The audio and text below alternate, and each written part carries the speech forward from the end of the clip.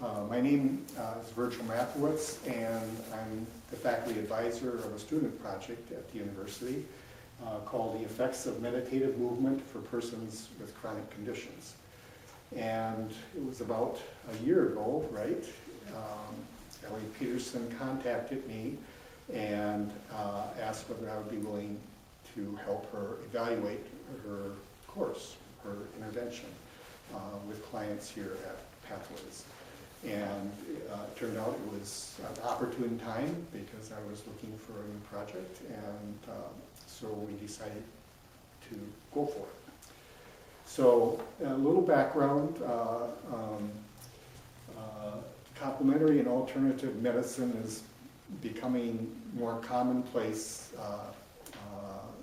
in treating people with chronic health conditions, and meditative movement is one category of that. And there's some evidence in the literature that they have beneficial effects for different people and for some different outcomes.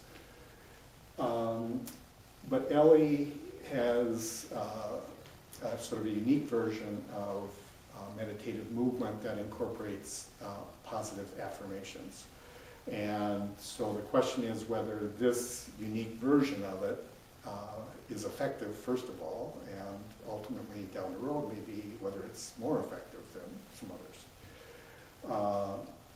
So the purpose of the study was to do that, was to evaluate it in a simple pre-test, post-test follow-up study. So there's no control group, but it's a good place to start with a new intervention when there's been no research done. It's a good method.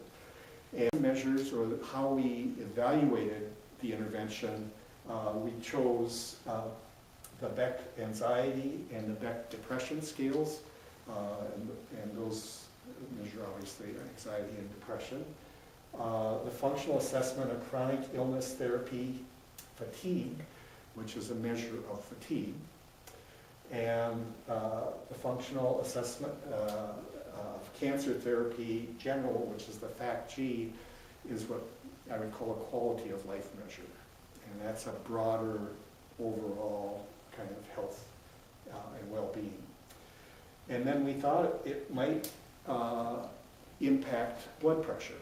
And so we measured both systolic and diastolic blood pressure.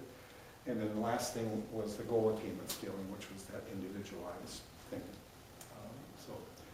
So what happened? Well, we ran statistical tests. We had to use non-parametric because of the small sample size, which is less powerful. So what happened? Well, we were a little surprised in from pre to post test, where we expected to get change. We only got 2 items that changed. One was the fatigue scale, the fatigue scale. That improved significantly, or decreased significantly. And the emotional well-being subscale of the quality of life measure improved significantly. That was a little bit disappointing, but that was tempered by a surprise on the late-in. From post-test to follow-up, all the yellow items are the ones that were significant. And it included the Beck anxiety scale, the fatigue scale again, the overall quality of life, emotional and functional well-being, all changed significantly. So this is at the time where we were expecting really no change. So what's interesting is that it appears that the beneficial effects took longer to happen than we anticipated. We thought we would get them. Yeah, go ahead. Just say one more time the difference between the pre to post variance and the post follow. So this is a period of time after you measure the pre to post? The pre was the first time they Yep. came. And then they had 7 sessions. Yep. And then post happened. And then we had 4 more weeks of what we call maintenance, Oh, okay. continued practice. And it was after that, That's the 4 week. that's Okay. where we got the bigger beneficial effects showed up. Okay?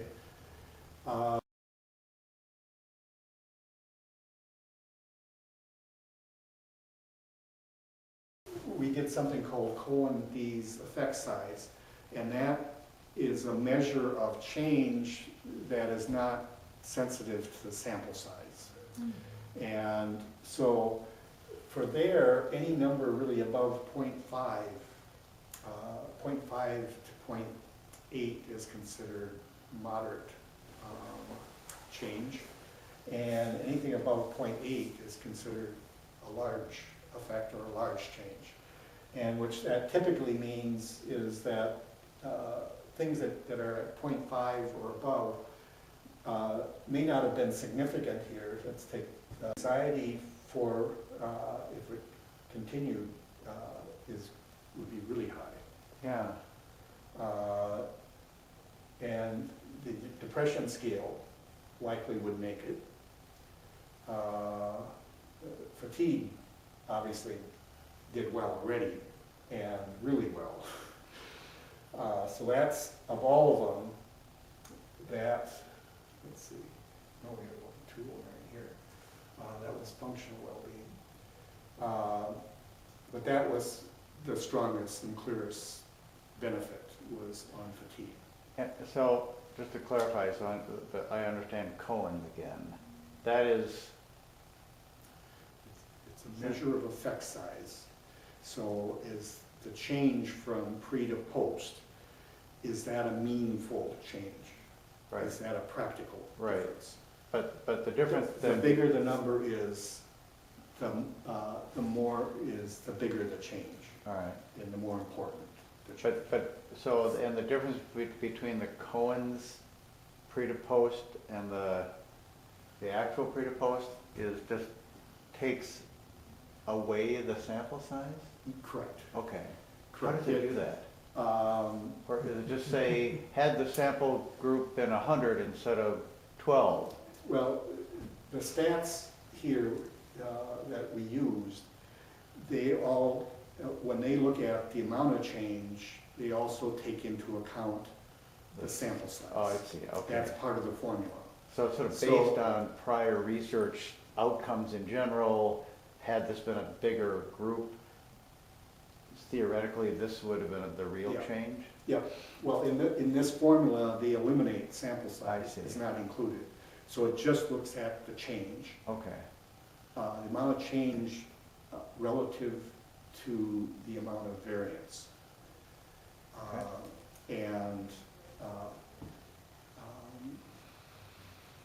so statistically, say at pre-test you have this, and then at post-test you have this.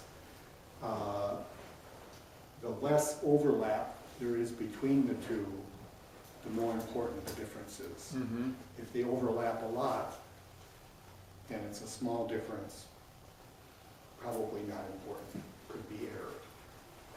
So so you need to look at everything kind of in everything, but is there something in Cohen's that to you was just like, is it the fatigue score that seems to be the high? Fatigue score stands out for sure. Yep, Now, even here, this is the fact G, the quality of life, Yep. for the post follow-up. I mean, this is above 1. And then we get down here, I didn't even notice this one before. And again, that's the post follow-up of the functional well-being scale, which is, let me show you, I'll read to you the items from that one. People rate, I'm able to work, including working at home. My work, including work at home, is fulfilling. I'm able to enjoy life. I have accepted my illness. I am sleeping well. I am enjoying the things I usually do for fun, and I'm content with the quality of my life now. So that score improved, not from, let's see which one. in the short Not term. in the short term, Yeah. but in the longer term, Which it did.